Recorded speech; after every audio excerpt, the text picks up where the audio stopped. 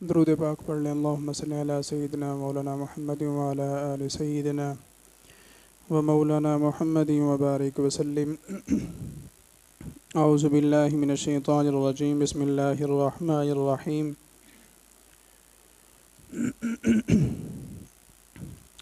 وہ شرائط کہ جن کی وجہ سے کفارہ لازم ہوتا ہے، پہلے وہ سماعت کر لیں۔ اس کے لیے چند ایک شرائط ہیں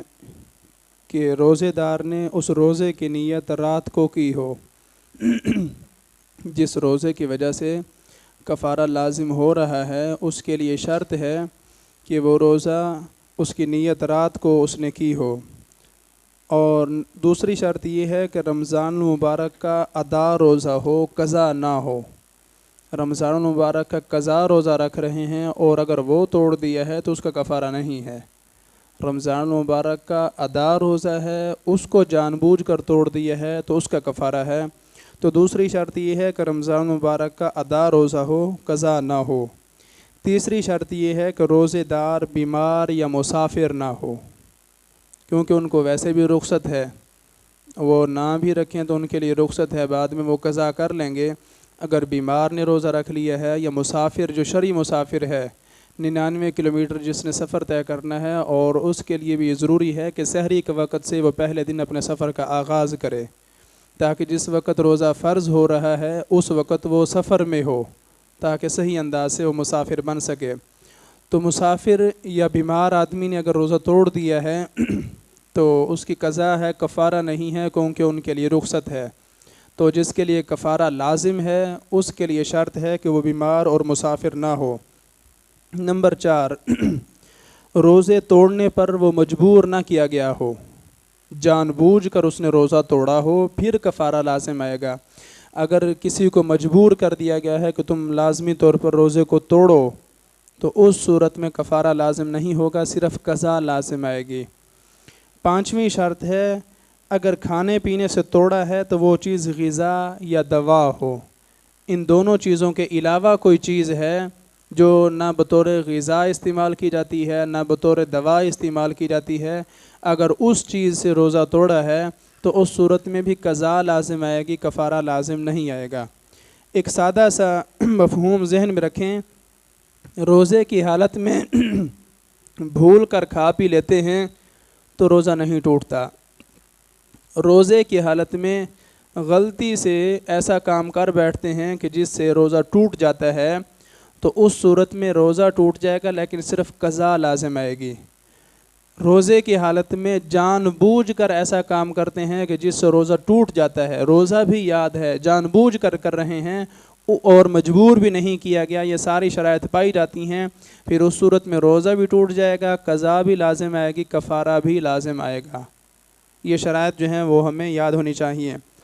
اب وہ چیزیں کہ جن کی وجہ سے کفارہ لازم ہونے کے بعد بھی ساکت ہو جاتا ہے، نہیں دینا پڑتا، معاف ہو جاتا ہے، جسے آپ کہہ سکتے ہیں،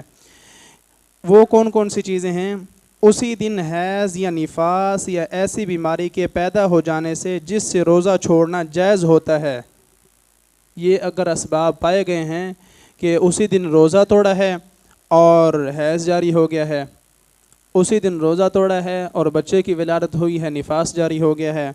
یا اسی دن روزہ توڑا ہے اور ایسی بیماری لاحق ہو گئی ہے کہ جس کی وجہ سے روزہ چھوڑنا ویسے ہی اس کو جائز تھا،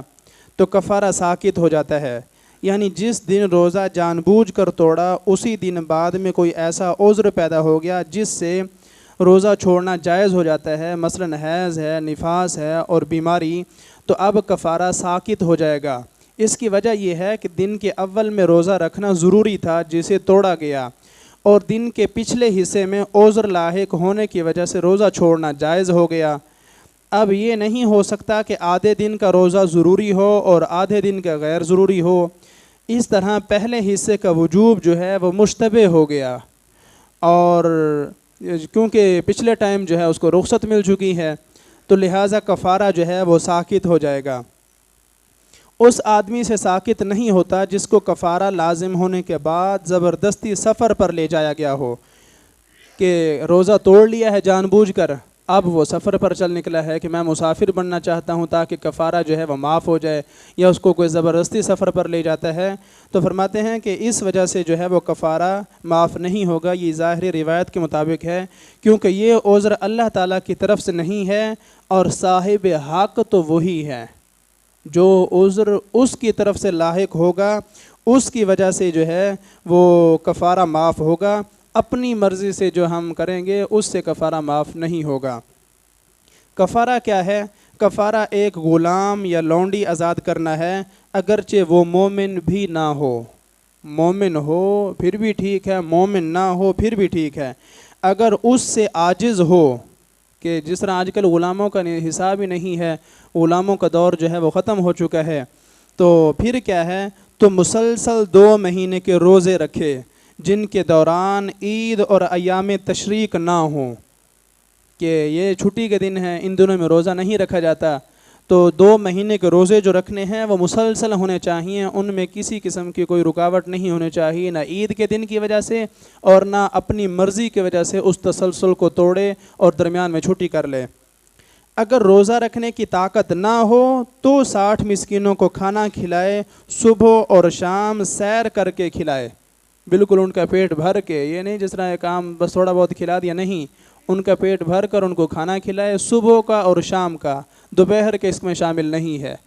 صبح اور شام کا پیٹ بھر کر 60 مسکینوں کو کھانا کھلائے، یا 2 صبح یا 2 شام، یا شام اور سحری کا کھانا کھلائے، یا ہر فقیر کو گندم یا اس کے آٹے یا ستو کے سے جو ہے وہ نصف سا دے، نصف سا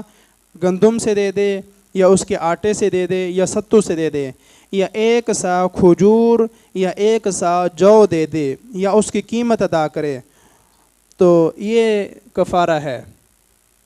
آسان لفظوں میں آپ یہ سمجھ لیں کہ جو فطرانے کی مقدار ہے وہ 1 روزے کا کفارہ ہے، وہ 1 مسکین کا جو کھانا کھلانا ہے وہ 1 فطرانے کی مقدار ہے، وہ چاہے کھانا کھلا دے پکا کر 60 مسکینوں کو کفارے کے طور پر، یا وہ یہ کرے کہ پکا کر نہ کھلائے، وہ 1 فطرانے کے حساب سے 1 مسکین کو جو ہے وہ دے دے، وہ اس کا 1 مسکین کا جو ہے وہ کفارہ ہو جائے گا، 60 مسکینوں کو اس نے یہ کفارہ دینا ہے اور کھانا کھلانا ہے۔ تو مختلف دنوں میں متعدد بار جماع کرنے یا بار بار کھانے سے 1 کفارہ کافی ہوگا،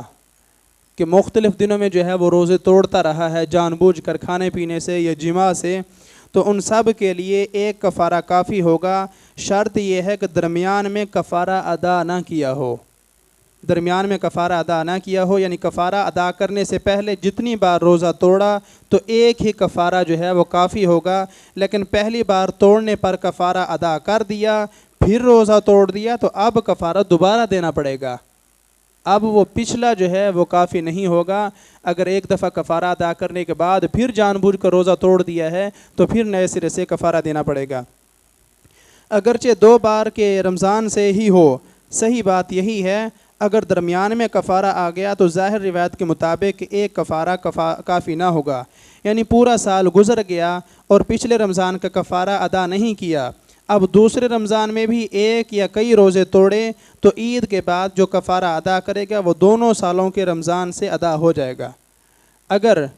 پہلے بھی روزہ توڑا ہے پھر کفارہ ادا کر دیا اور پھر روزہ توڑ لیا تو پچھلا کفارہ جو ہے وہ اگلے روزوں کے لیے کافی نہیں ہوگا،